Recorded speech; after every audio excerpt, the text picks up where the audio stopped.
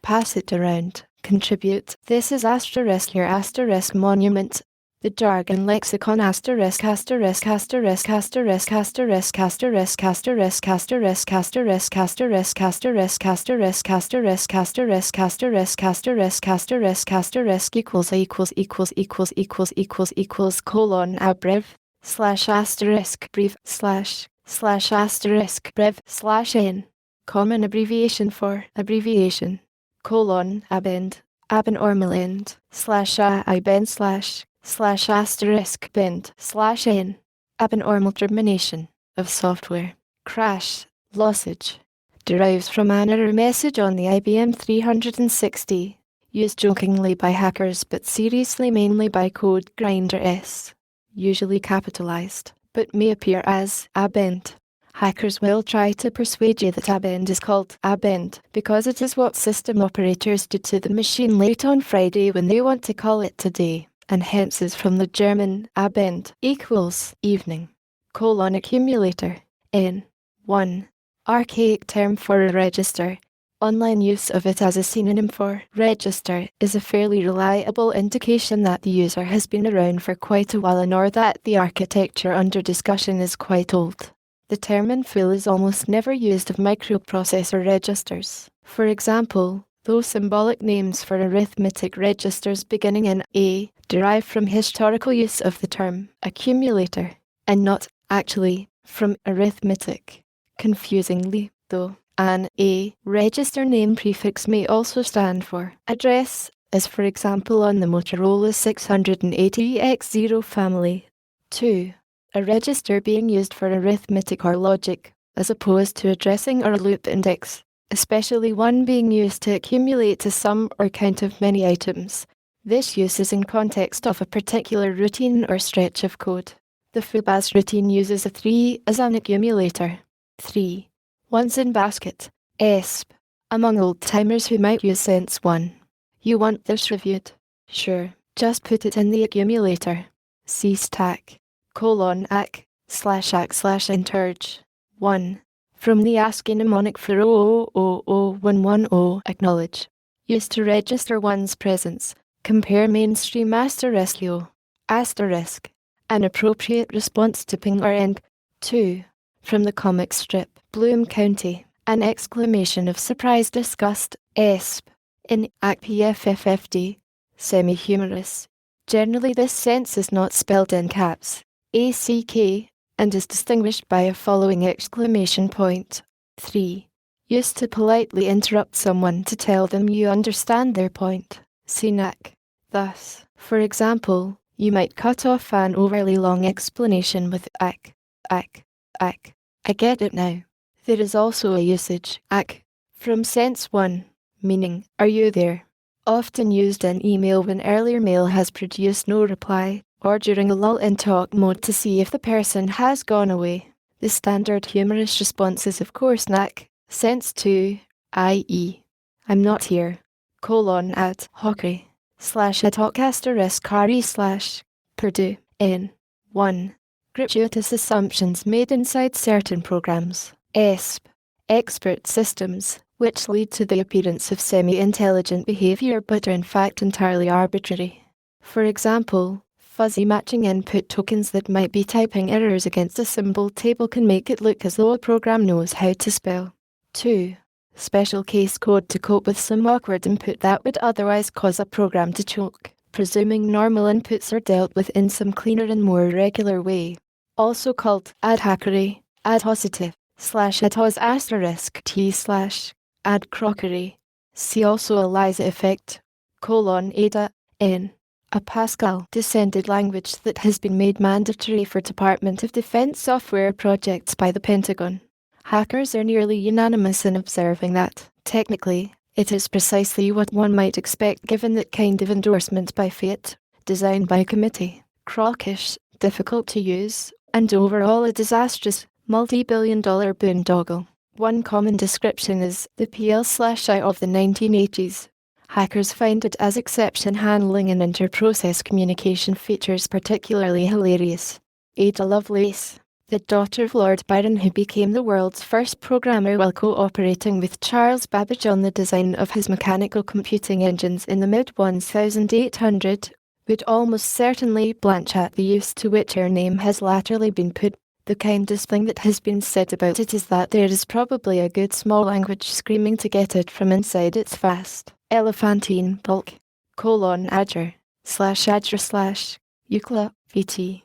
To make a bonehead move with consequences that could have been foreseen with a slight amount of mental effort. E.g., he started removing files and promptly adjured the whole project. Compared a mass attack, admin/n,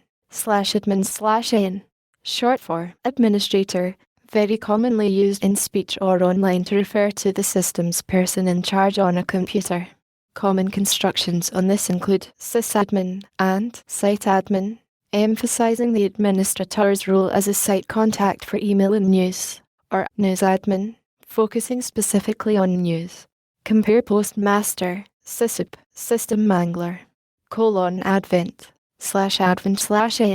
The prototypical computer adventure game, first implemented on the PDP then by Will Crowther as an attempt at computer-refereed fantasy gaming, and expanded into a puzzle-oriented game by Don Woods, now better known as Adventure, but the TOPS 10 operating system permitted only 6-letter file names. See also Vadding. This game defined the terse, dryly humorous style now expected in text adventure games, and popularized several taglines that have become fixtures of hacker speak. A huge green fierce snake bars the way. I see no X here. For some noun X. You're in a maze of twisty little passages, all alike. You're in a little maze of twisty passages, all different. The magic words Zizzy and Pla also derive from this game. Crowther, by the way, participated in the exploration of the Mammoth and Flintbridge cave system. It actually has *A, colossal cave, and a bed quilt as in the game, and the white that also turns up as caver's jargon for a map reference to a secondary entrance. *Av, N. Written only abbreviation for April Fool's joke. Elaborate April Fool's hoaxes are a hallowed tradition on Usenet and Internet. See Kremvax for an example.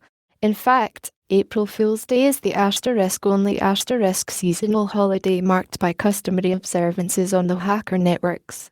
I complete /IK complete MIT, Stanford. By analogy with NP complete, CNP edge, used to describe problems or subproblems in AI, to indicate that the solution presupposes a solution to the strong AI problem. That is, the synthesis of a human-level intelligence. A problem that is I-complete is, in other words, just too hard. Examples of I-complete problems are the vision problem, building a system that can see as well as a human, and the natural language problem, building a system that can understand and speak a natural language as well as a human. These may appear to be modular, but all attempts so far, 1991, to solve them have foundered on the amount of context, information, and intelligence they seem to require. See also Jargon, icons/icons/pl.10. A series of pastiches of Zen teaching riddles created by Danny Hillis at the MIT AI lab around various major figures of the lab's culture. Several are included under a selection of AI icons in Appendix A. See also Haha Only Serious, and Humor, Hacker, AIDS/AIDS/N. Short for A-star infected disk syndrome. A-star is a glob pattern that matches, but is not limited to, Apple. This condition is quite often the result of practicing unsafe sex. See virus, worm, Trojan horse, virgin, IX, N/AIDS/N. Derogatory term for IBM's perverted version of UNIX, AIX, especially for the AIX3. Used in the IBM RS/6000 series, a victim of the dreaded hybridism disease. This attempt to combine the two main currents of the UNIX stream, BSD and Unix, became a monstrosity to haunt system administrators' dreams. For example, if new accounts are created while many users are logged on, the load average jumps quickly over 20 due to silly implementation of the user databases. For a quite similar disease, compare HP sucks. Also, compare Terminac, McIntrash nominal semistructure, open div trap, Skimos, Sun's tools, airplane rule. N. Complexity increases the possibility of failure. A twin-engine airplane has twice as many engine problems as a single-engine airplane. By analogy, in both software and electronics, the rule that simplicity increases robustness. See also KISS principle. It is correspondingly argued that the right way to build reliable systems is to put all your eggs in one basket, after making sure that you've built a really good basket. Aliasing bug. N. A class of subtle programming errors that can arise in code that does dynamic allocation, ESP, via malloc, 3, or equivalent. If more than one pointer addresses, aliases for, a given hunk of storage, it may happen that the storage is freed or reallocated, and thus moved, through one alias and then referenced through another, which may lead to subtle, and possibly intermittent, lossage depending on the state and the allocation history of the malloc arena, avoidable by use of allocation strategies that never alias allocated core. Also avoidable by use of higher-level languages, such as Lisp, which employ a garbage collector, CGC. Also called a stale pointer bug.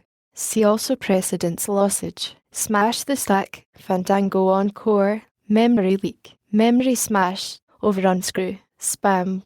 Historical note. Though this term is nowadays associated with C programming, it was already in use in a very similar sense in the Algol 60 and Fortran communities in the 1960s. All elp was edge of a TSR, terminate and stay resident, IBM PC program, such as the Ent pop-up calendar and calculator utilities that circulate on BBS systems, unsociable. Used to describe a program that rudely steals the resources that it needs without considering that other TSRs may also be resident. One particularly common form of rudeness is lockup due to programs fighting over the keyboard interrupt. CRoot, also MS-DOS, alpha particles, N, cbit rot, alt/alt/1, N, the Alt-Shift key on an IBM PC or colon, 2, N, the clover or command key on a Macintosh.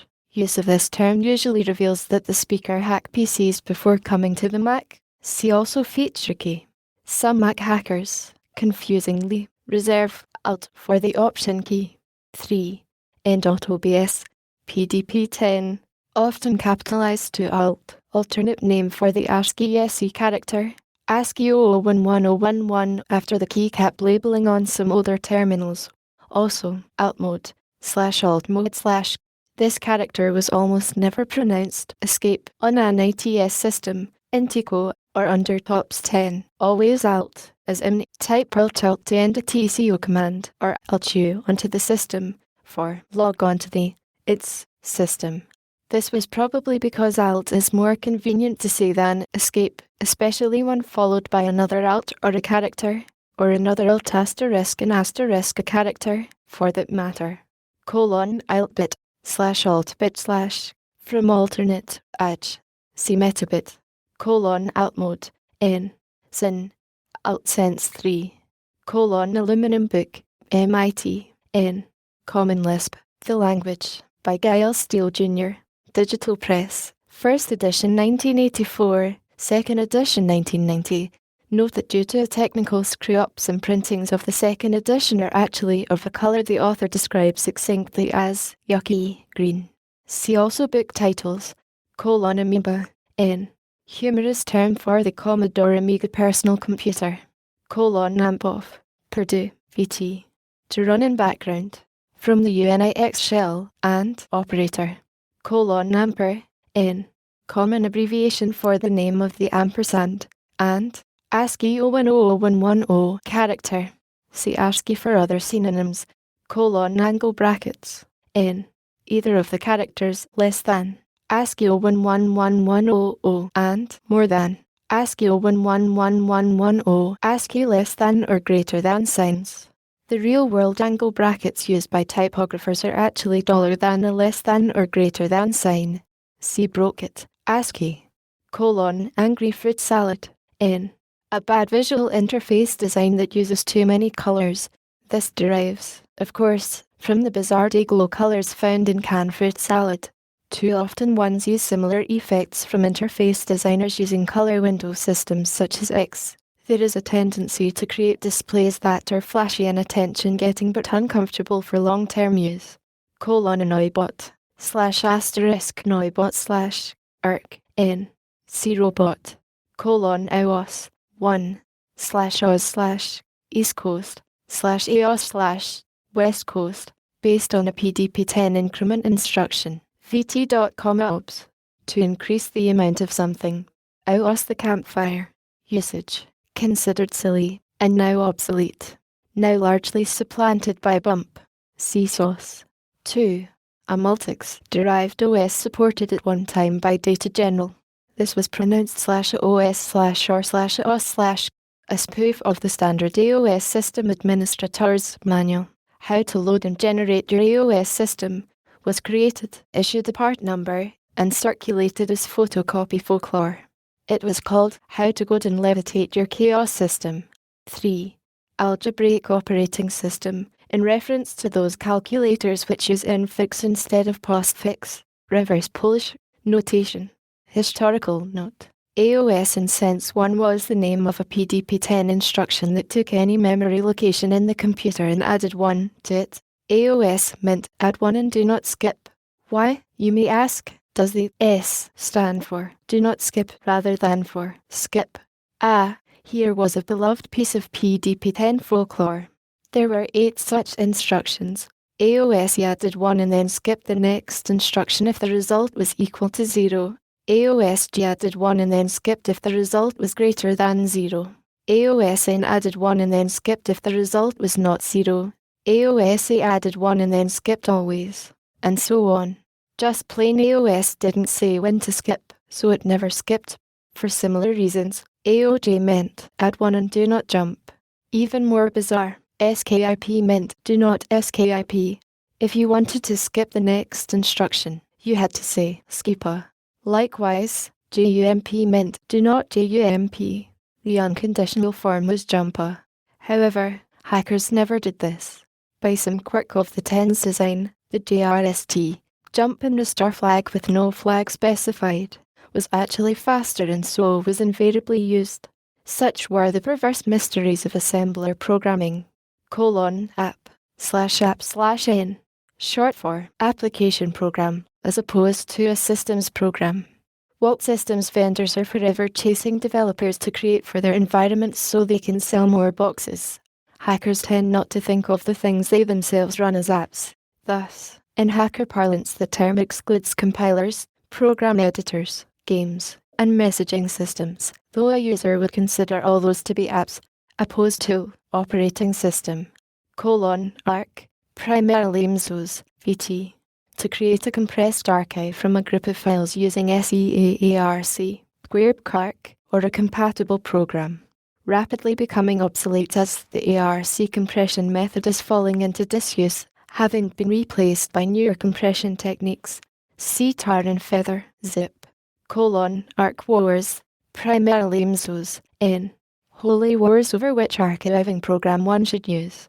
The first arc war was sparked when System Enhancement Associates, SEA, sued GUR for copyright and trademark infringement on its ARC program. GURPCARC outperformed ARC on both compression and speed while largely retaining compatibility. It introduced a new compression type that could be disabled for backward compatibility. GUR settled out of court to avoid enormous legal costs. Both SEA and GUR are small companies. As part of the settlement, the name of PCARC was changed to PCARC. The public backlash against SEA for bringing suit helped to hasten the demise of ARC as a standard when GUR and others introduced new, incompatible archivers with better compression algorithms. Archive. N. 1. A collection of several files bundled into one file by a program such as R. 1. tar. 1. bio. 1. or ARC for shipment or archiving. Sense 2. See also tar and feather. 2. A collection of files or archives. Sense 1. Made available from an archive site via FTP or an email server. Arena. Unix. N. the area of memory attached to a process by BRK2 and SBRK2 and used by malloc 3 as dynamic storage, so named from a semi-mythical malloc corrupt arena message supposedly emitted when some early versions became terminally confused. See over unscrew, aliasing bug, memory leak, memory smash, smash the stack, /arg/n, abbreviation for argument, to a function, used so often as to have become a new word, like piano from pianoforte. The sine function takes one arg, but the arctangent function can take either one or two args. Compare parim, parm, var, armor, plated, n, sin, for bulletproof, asbestos, edge, used as a modifier to anything intended to protect one from flame s. Important cases of this include asbestos long jones and asbestos cork award, but it is used more generally. Asbestos cork award, n. Once, long ago at MIT, there was a flamer so consistently obnoxious that another hacker designed, had made, and distributed posters announcing that said flamer had been nominated for the Asbestos Cork Award. Persons in any doubt as to the intended application of the cork should consult the etymology under flame.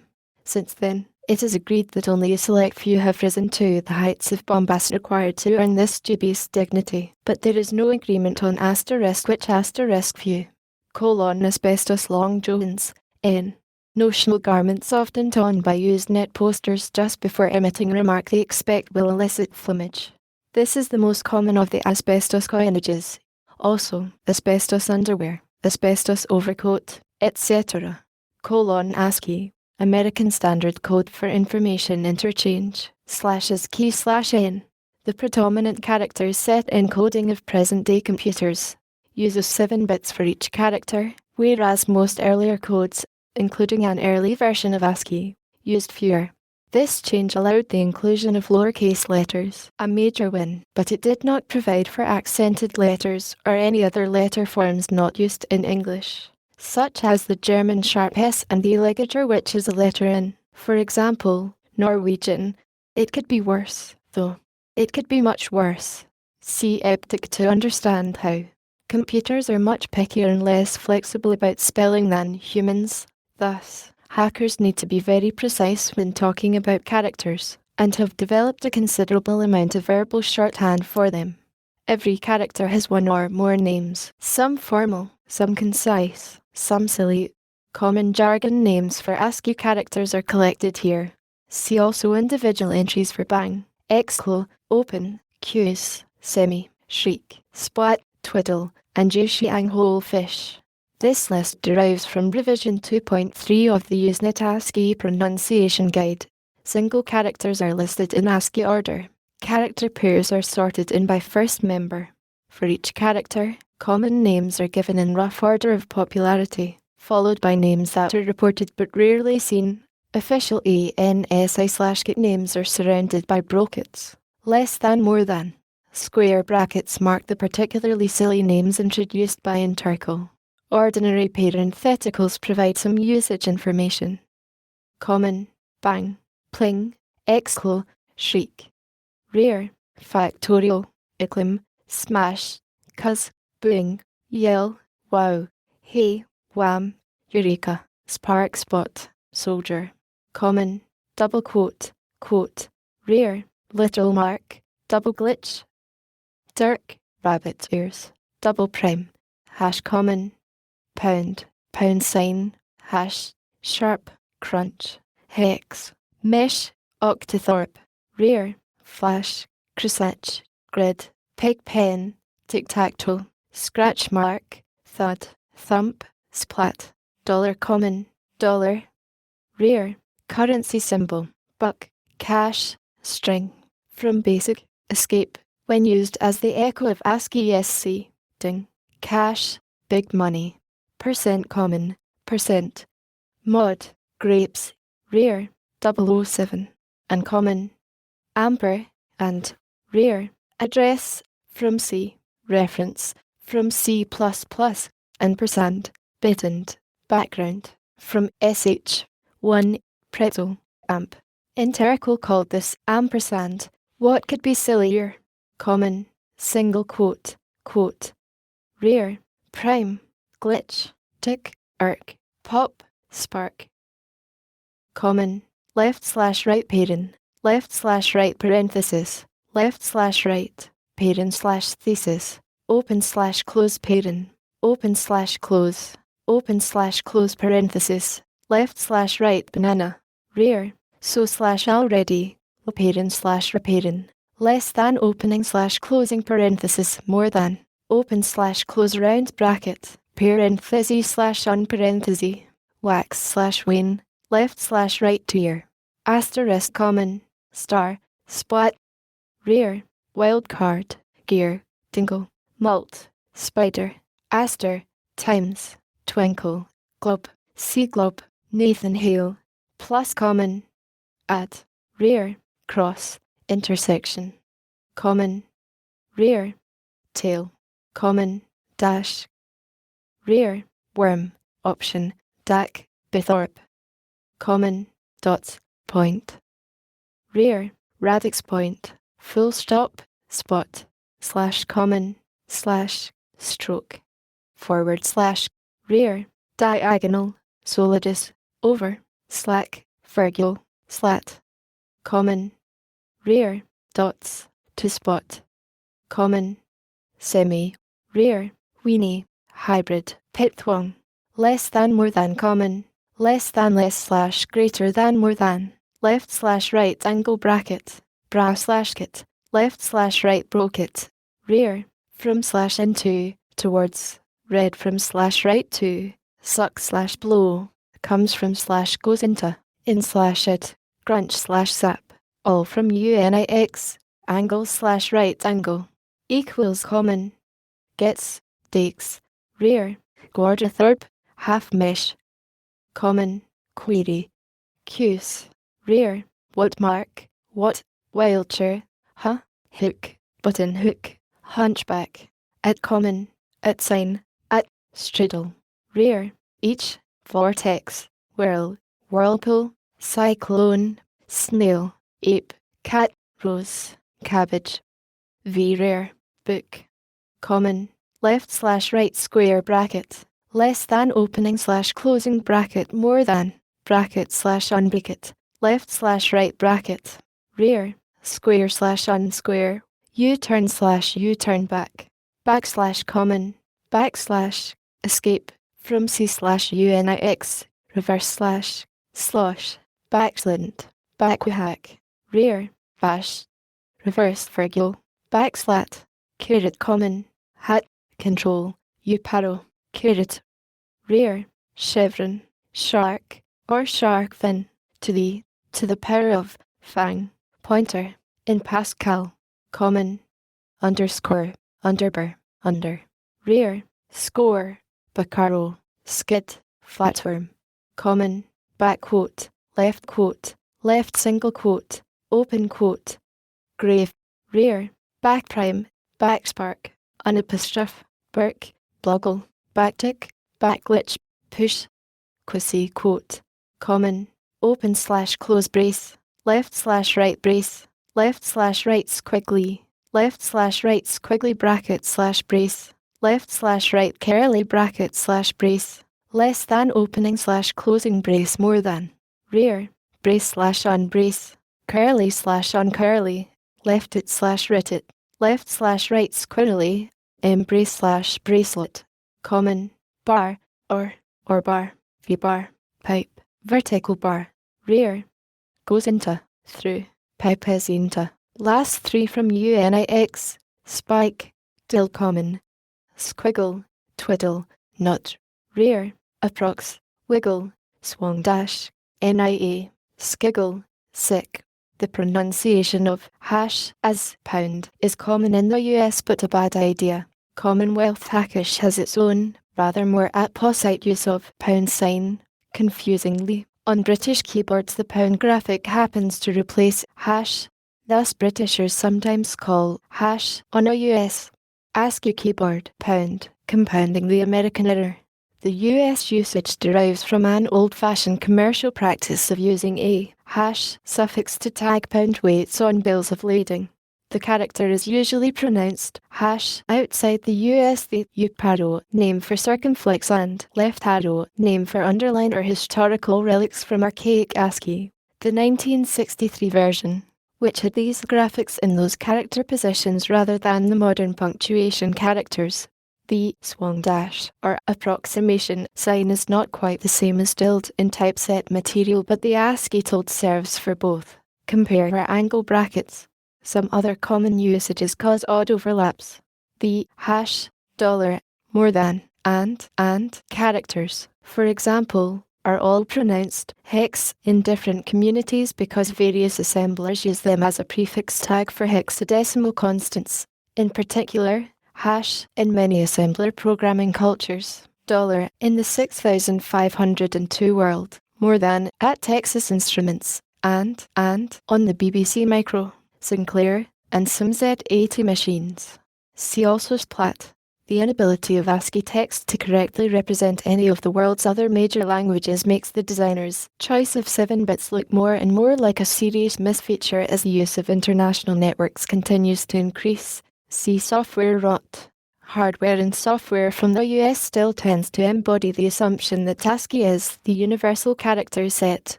This is a major irritant to people who want to use a character set suited to their own languages. Perversely, though, efforts to solve this problem by proliferating national character sets produce an evolutionary pressure to use a smaller subset common to all those in use. ASCII art. N. The fine art of drawing diagrams using the ASCII character set, mainly /, and plus, also known as character graphics or ASCII graphics. See also boxology. Here is a serious example. O plus less than plus O plus DOL. CUI plus more than plus // plus O TCN. PE plus more than plus OU. GNDTO plus less than plus a power supply consisting of a full wave rectifier circuit feeding a capacitor input filter circuit, figure 1. And here are some very silly examples. //o.oack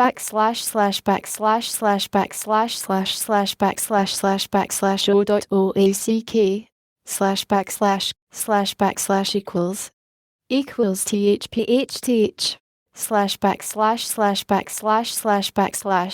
o u //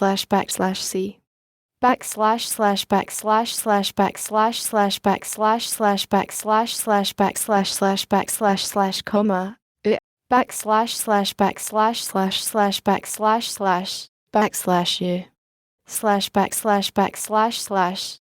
v w figure 2. There is an important subgenre of humorous ASCII art that takes advantage of the names of the various characters to tell a pun-based joke. Plus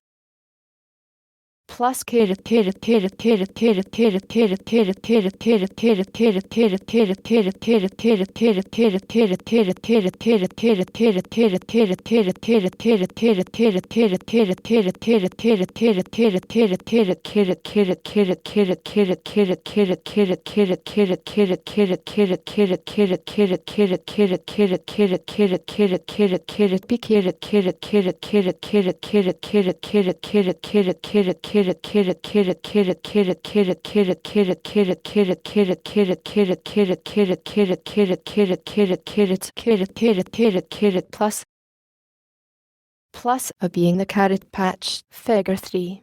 Within humorous ASCII art, there is for some reason an entire flourishing subgenre of pictures of silly cows. 4 of these are reproduced in figure 2. Here are 3 more. $, asterisk, slash, // 666 *****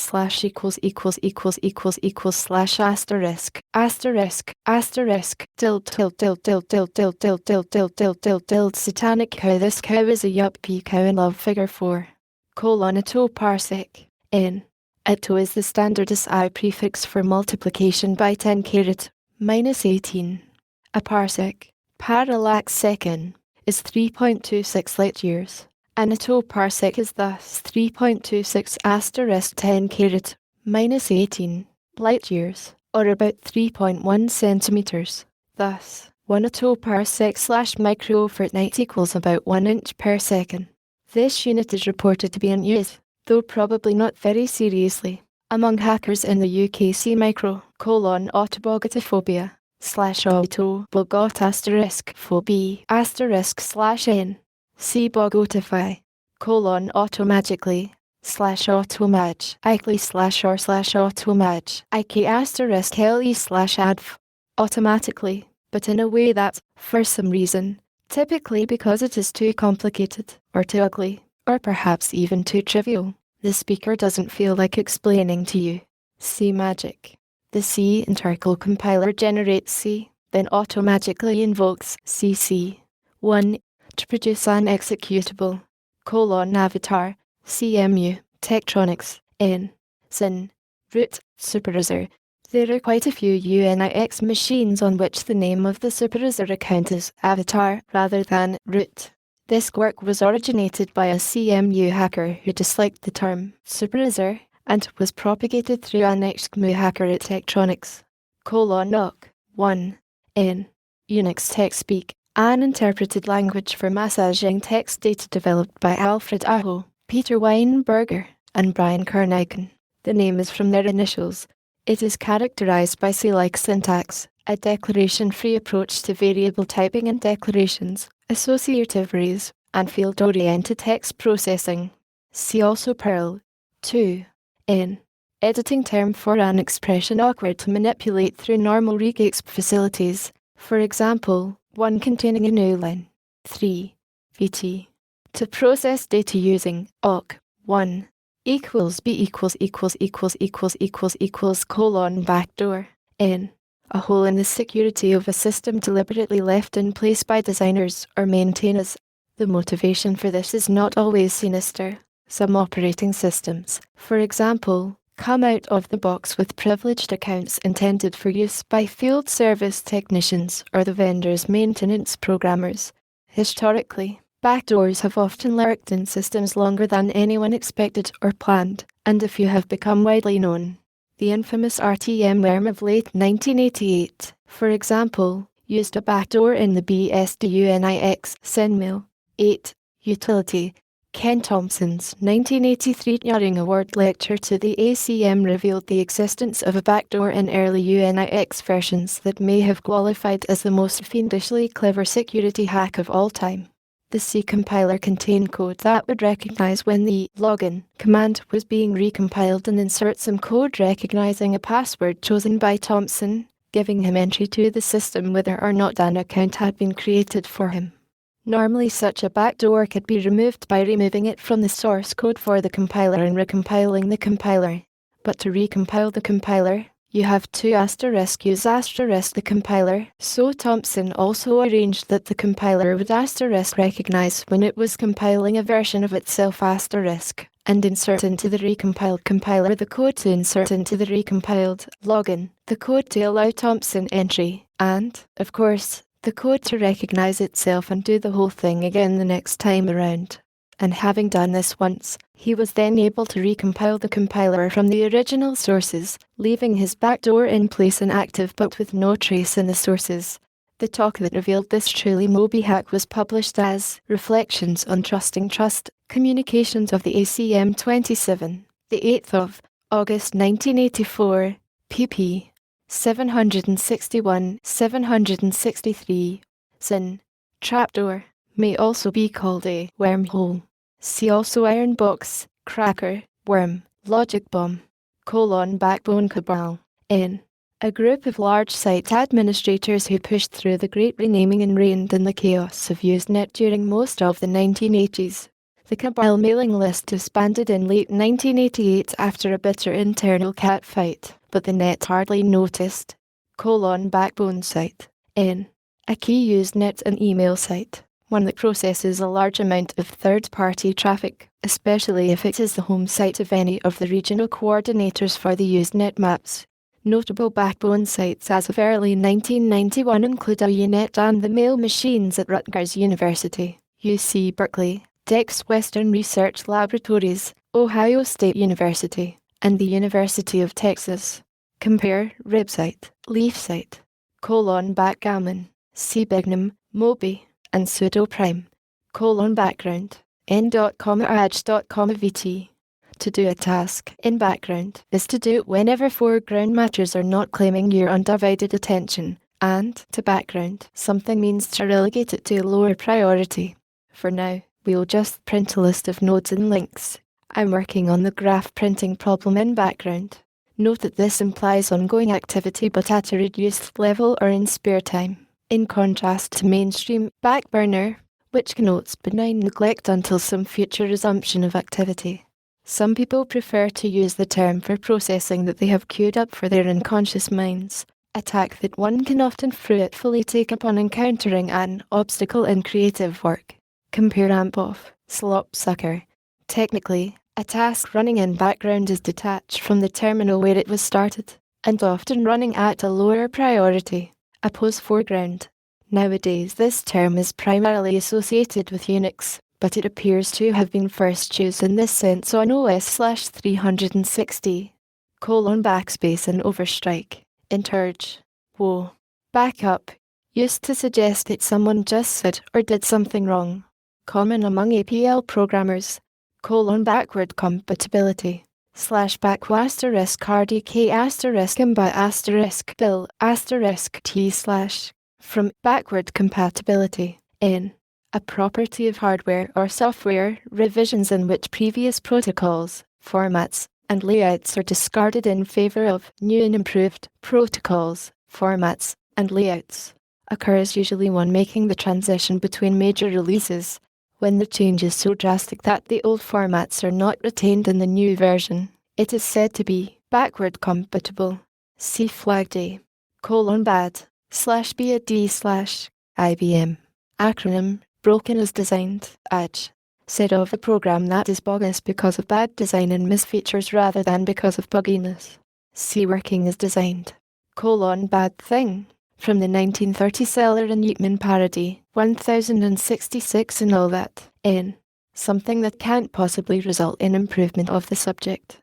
This term is always capitalized, as in replacing all of the 9,600 baud modems with bicycle couriers would be a bad thing. A post-good thing. British correspondents confirm that bad thing and good thing, and prob, therefore right thing and wrong thing, come from the book referenced in the etymology, which discusses rulers who were good kings but bad things. This has apparently created a mainstream idiom on the British side of the bond. Bag on the side, n. An extension to an established hack that is supposed to add some functionality to the original, usually derogatory, implying that the original was being overextended and should have been thrown away, and the new product is ugly, inelegant, or bloated. Also v. Phrase, to hang a bag on the side of C++. That's just a bag on the side of C. They want me to hang a bag on the side of the accounting system. Backbiter, /bagby:*t *r/n. 1. Something, such as a program or a computer, that fails to work, or works in a remarkably clumsy manner. This text editor won't let me make a file with a line longer than 80 characters. What a backbiter. 2. A person who has caused you some trouble, inadvertently or otherwise, typically by failing to program the computer properly.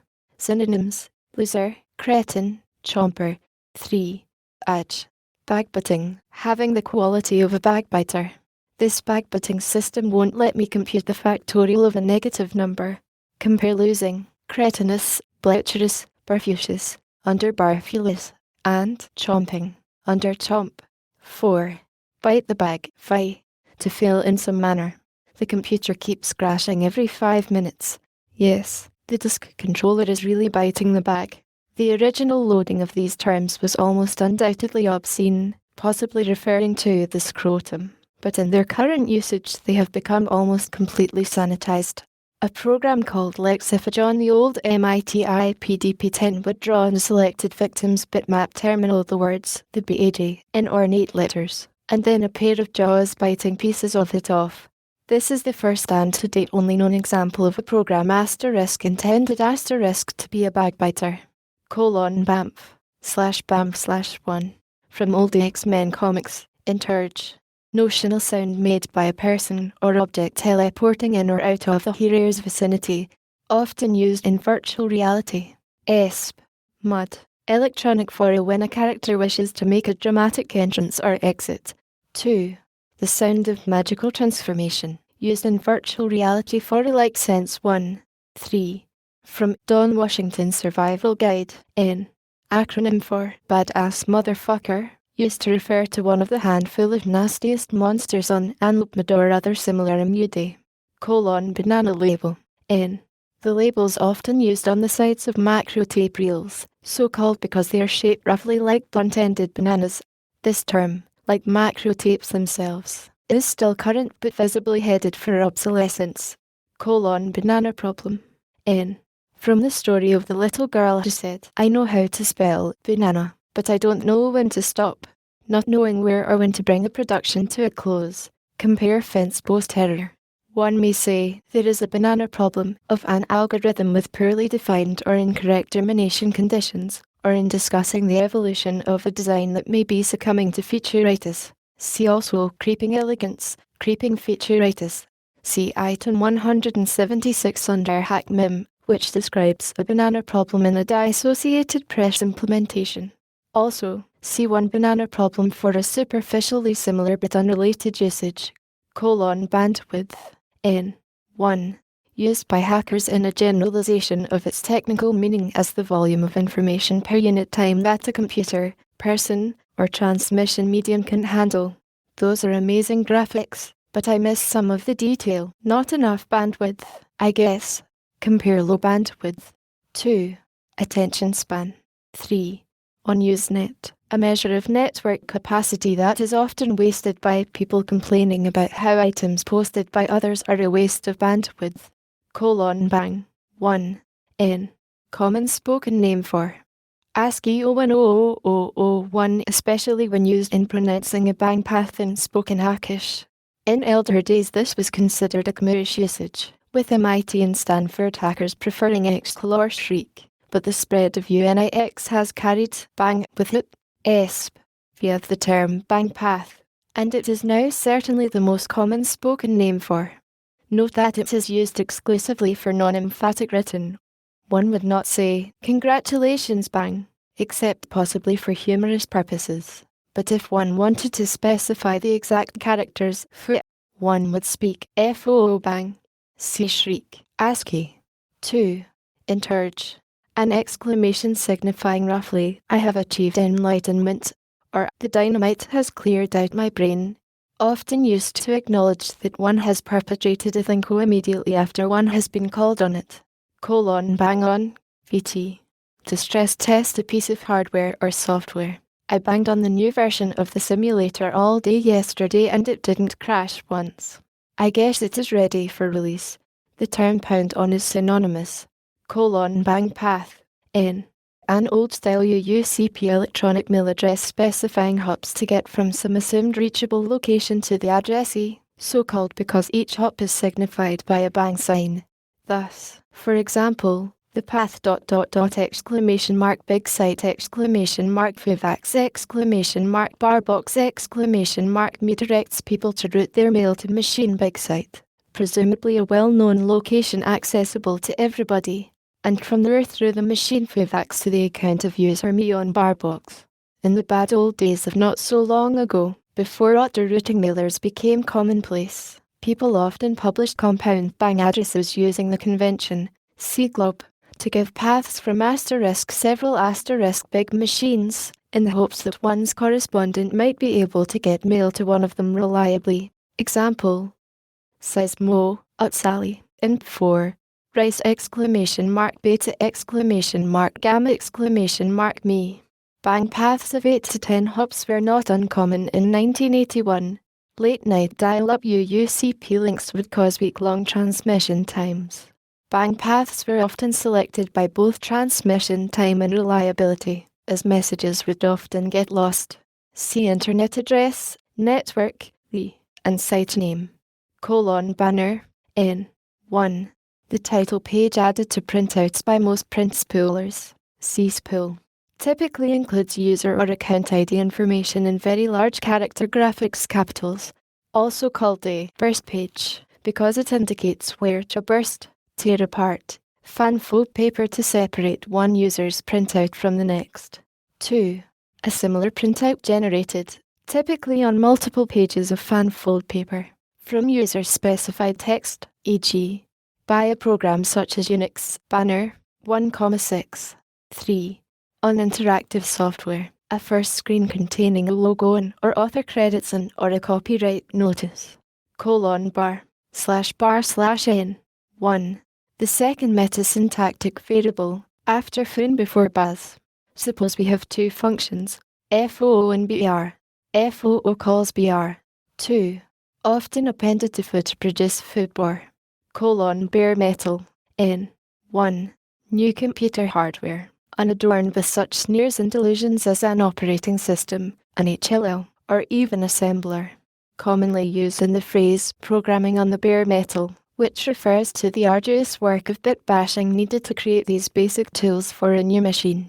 Real bare metal programming involves things like building boot proms and BIOS chips, implementing basic monitors used to test device drivers, and writing the assemblers that will be used to write the compiler backends that will give the new machine a real development environment. 2. Programming on the bare metal is also used to describe a style of hand hacking that relies on bit-level peculiarities of a particular hardware design. ESP. Tricks for speed and space optimization that rely on crocs such as overlapping instructions, or, as in the famous case described in the story of Mill, a real programmer, in Appendix A, interleaving of opcodes on a magnetic drum to minimize fetch delays due to the device's rotational latency. This sort of thing has become less common as the relative costs of programming time and machine resources have changed, but is still found in heavily constrained environments such as industrial embedded systems. Serial programmer. In the world of personal computing, bare metal programming, especially in Sense 1 but sometimes also in Sense 2, is often considered a good thing, or at least a necessary evil, because these machines have often been sufficiently slow and poorly designed to make it necessary. CL behaved. There. The term usually refers to bypassing the BIOS or OS interface and writing the application to directly access device registers and machine addresses. To get 19.2 kilobyte on the serial port, you need to get down to the bare metal. People who can do this sort of thing are held in high regard. :barf/barf/ from mainstream slang meaning vomit. 1. Interge. Term of disgust. This is the closest hackish equivalent of the vowel / speak, gag me with a spoon. Like, you. See blech. 2. Vi. To say barf, or emit some similar expression of disgust. I showed him my latest hack and he barfed means only that he complained about it, not that he literally vomited. 3. Vi. To fail to work because of unacceptable input, may mean to give an error message. Examples: the division operation barfs if you try to divide by 0.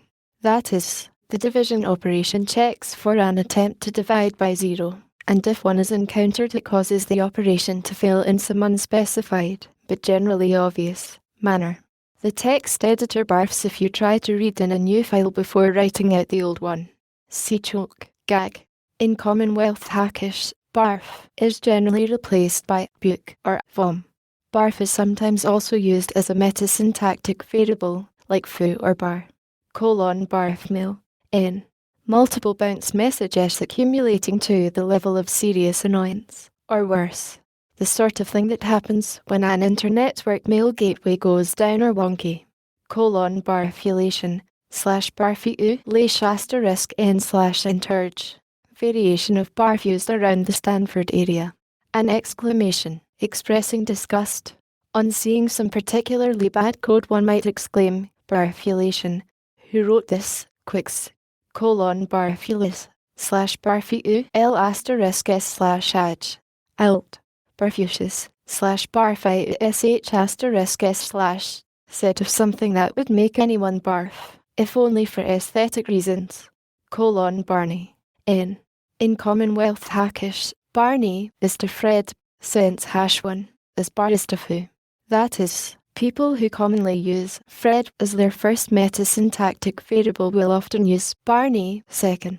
The references, of course, to Fred Flintstone and Barney Rubble in the Flintstones cartoons. Baroque, edge, feature, encrusted, complex, gaudy, verging on excessive, set of hardware or ESP. Software designs. This has many of the connotations of elephantine or monstrosity but is less extreme and not pejorative in itself. Metafont even has features to introduce random variations to its letter form output. Now that asterisk is Baroque. See also Rococo. Barta Emad, /Bartle Mood /N. Any of the muds derived from the original Immuti game by Richard Bartle and Roy Trubshaw. See mud. Barta muds are noted for their, usually slightly offbeat, humour, dry but friendly syntax, and lack of adjectives in object descriptions, so a player is likely to come across Bran 172, for instance. See Brand. Bartle has taken a bad rap in some mudding circles for supposedly originating this term, but, like the story that MUD is a trademark, this appears to be a myth. He uses mud1, basic, in a programming language, originally designed for Dartmouth's experimental time-sharing system in the early 1960s, which has since become the leading cause of brain damage in proto-hackers. This is another case, like Pascal, of the bad things that happen when a language deliberately designed as an educational toy gets taken too seriously. A novice can write short basic programs, on the order of 10-20 lines, very easily. Writing anything longer is A. very painful, and B. encourages bad habits that will bite him/her later if he/she tries to hack in a real language. This wouldn't be so bad if historical accidents hadn't made BASIC so common on low-end micros. As it is, it ruins thousands of potential wizards a year. Batch. Edge. 1. Non-interactive. Hackers use this somewhat more loosely than the traditional technical definitions justify. In particular, switches on a normally interactive program that prepare it to receive non-interactive command input are often referred to as batch mode switches. A batch file is a series of instructions written to be handed to an interactive program running in batch mode. 2. Performance of dreary tasks all at one sitting. I finally sat down in batch mode and wrote out checks for all those bills. I guess they'll turn the electricity back on next week. 3. Accumulation of a number of small tasks that can be lumped together for greater efficiency. I'm batching up those letters to send sometime. I'm batching up bottles to take to the recycling centre. Bathtub curve. N. Common term for the curve, resembling an end-to-end section of one of those claw-footed antique bathtubs, that describes the expected failure rate of electronics with time. Initially high, dropping to near zero for most of the system's lifetime, then rising again as it tires out. See also burn-in period, infant mortality. bod/bod/, simplified from its technical meaning, in bits per second. Hence kilobyte or about thousands of bits per second. The technical meaning is level transitions per second. This coincides with BPS only for two-level modulation with no framing or stop bits. Most hackers are aware of these nuances but blithely ignore them. Historical note. This was originally a unit of telegraph signaling speed, set at 1 pulse per second. It was proposed at the International Telegraph Conference of 1927 and named after J.M.E. Baudot, 1845 to 1903, the French engineer who constructed the first successful teleprinter. Bodbarf/Bodbarf/N. The garbage one gets on the monitor when using a modem connection with some protocol setting. ESP, line speed, incorrect, or when someone picks up a voice extension on the same line, or when really bad line noise disrupts the connection. Bodbarf is not completely random, by the way. Hackers with a lot of serial line experience can usually tell whether the device at the other end is expecting a higher or lower speed than the terminal is set to. Really experienced ones can identify particular speeds. Baz/n. 1. The third metasyntactic variable. Suppose we have three functions, bar, and baz. Foo calls br, which calls baz. See also fum. 2. Interge. A term of mild annoyance. In this usage, the term is often drawn out for 2 or 3 seconds, producing an effect not unlike the bleating of a sheep. /baz/. 3. Occasionally appended to foo to produce foo-baz. Earlier versions of this lexicon derived baz as a Stanford corruption of bar. However, Pete Sampson, compiler of the TMRC lexicon, reports it was already current when he joined TMRC in 1958. He says it came from Pogo. Albert the alligator, when vexed or outraged, would shout "Baz-faz" or "Roar Basil." The Club Bouliette was said to model the mythical New England counties of Norfolk and Sussex. Roar Basil mingled with Norfolk/Suffolk/Middlesex/Essex. Board/bboard/ contraction of bulletin board N. 1. In electronic bulletin board, ESB, used of BBS systems running on personal micros, less frequently of a Usenet newsgroup. In fact, use of the term for a newsgroup generally marks one either as a newbie fresh in from the BBS world or as a real old-timer predating Usenet. 2. At CMU and other colleges with similar facilities, refers to campus-wide electronic bulletin boards. 3. The term physical board is sometimes used to refer to an old-fashioned, non-electronic cork memo board. At CMU, it refers to a particular one outside the CS lounge. In either of senses 1 or 2, the term is usually prefixed by the name of the intended board, the Moonlight Casino board or Market board. However, if the context is clear, the better read boards may be referred to by name alone, as in at CMU. Don't post for sale ads on general. BBS/BBS/ abbreviation, Bulletin Board System, N. An electronic bulletin board system, that is, a message database where people can log in and leave broadcast messages for others. Script. Typically, into Topic Group S. Thousands of local BBS systems are in operation throughout the US, typically run by amateurs for fun out of their homes on MS-DOS boxes with a single modem line each. Fans of Usenet and Internet or the big commercial time-shrink boards such as CompuServe and Genie tend to consider local as the low-rent district of the hacker culture, but they serve a valuable function by knitting together lots of hackers and users in the personal micro world who would otherwise be unable to exchange code at all. Beam. From Star Trek Classics, Beam Me Up, Scotty. VT. To transfer soft copy of a file electronically, most often in combining forms such as beam me a copy or beam that over to his site. Compare Blast, Snarf, BLT, Beanie key, Mac users, N, C command key, beep, N.V, Zin, Feep. This term seems to be preferred among micro hobbyists. Beige toaster, N, a Macintosh. C toaster, compare Macintosh, MyGotBox. Bells and whistles. By analogy with the toy boxes on theatre organs, N. Features added to a program or system to make it more flavorful from a hacker's point of view, without necessarily adding to its utility for its primary function. Distinguished from Chrome, which is intended to attract users.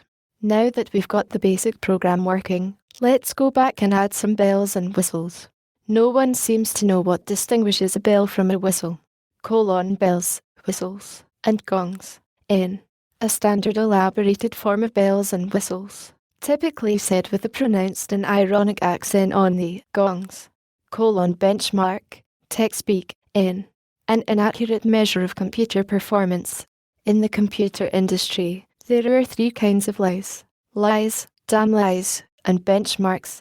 Well-known ones include Whetstone, Dristone, Realstone, CH, the Gabriel list benchmarks, see Gabriel, the SpecMark suite, and LinPack. See also Macao Flips, MIPS, Smoke and mirrors. Berkeley Quality Software. ADGE. Often abbreviated BQS. Term used in a pejorative sense to refer to software that was apparently created by rather spaced-out hackers late at night to solve some unique problem.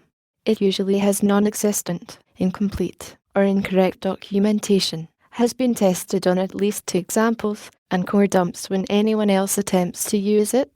This term was frequently applied to early versions of the DBX1 debugger. See also Berserkly, Berklix, /berklix/n.com /adge. Contraction of Berkeley Unix, CVSD. Not used at Berkeley itself. May be more common among suits attempting to sound like cognoscenti than among hackers, who usually just say BSD. Berserking, phi. A mod term meaning to gain points only by killing other players in mobiles, non-player characters. Hence, a berserker wizard is a player character that has achieved enough points to become a wizard, but only by killing other characters. Berserking is sometimes frowned upon because of its inherently antisocial nature, but some mods have a berserker mode, in which a player becomes permanently berserk, can never flee from a fight, cannot use magic, gets no score for treasure, but does get double kill points. Berserker wizards can seriously damage your elf. Berserkly, /b****, from Berserk, via the name of a now deceased record label, N. Humorous distortion of Berkeley used ESP to refer to the practices or products of the BSD Unix hackers. See Software Bloat, Misterdom 5, Berkeley Quality Software. Mainstream use of this term in reference to the cultural and political peculiarities of UC Berkeley as a whole has been reported from as far back as the 1960s. Beta, /beta*// or Commonwealth, /beta*/n. 1. In the real world, software often goes through 2 stages of testing. Alpha, in-house, and beta, out-house. Software is said to be in beta. 2. Anything that is new and experimental is in beta. His girlfriend is in beta means that he is still testing for compatibility and reserving judgment. 3. Beta software is notoriously buggy, so in beta connotes flakiness. Historical note. More formally, to beta test is to test a pre-release, potentially unreliable version of a piece of software by making it available to selected customers and users. This term derives from early 1960s terminology for product cycle checkpoints, first used at IBM but later standard throughout the industry. Alpha test was the unit, module, or component test phase. Beta test was initial system test. These themselves came from earlier A-B tests for hardware. The A-test was a feasibility and manufacturability evaluation done before any commitment to design and development. The B-test was a demonstration that the engineering model functioned as specified. The C-test, corresponding to today's beta, was the B-test performed on early samples of the production design. Phi/BFI/N. See brute force and ignorance. Also encountered in the variants FME, brute force and massive ignorance, and B, brute force and bloody ignorance. Bible, N. 1. One of a small number of fundamental source books such as Nuth and K and R. 2.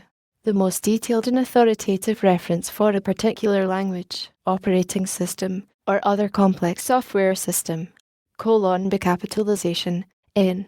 The acts said to have been performed on trademarks, such as PostScript, Next, News, VisiCalc, Framaker, TK!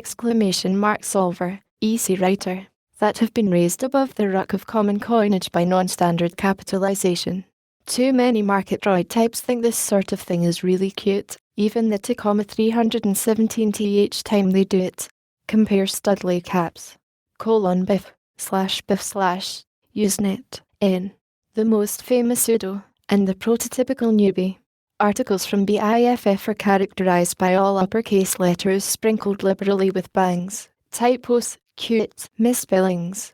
EVRY Booty loves good old Biff cause HESAK0L dude and he writes realism things in capital letters like this.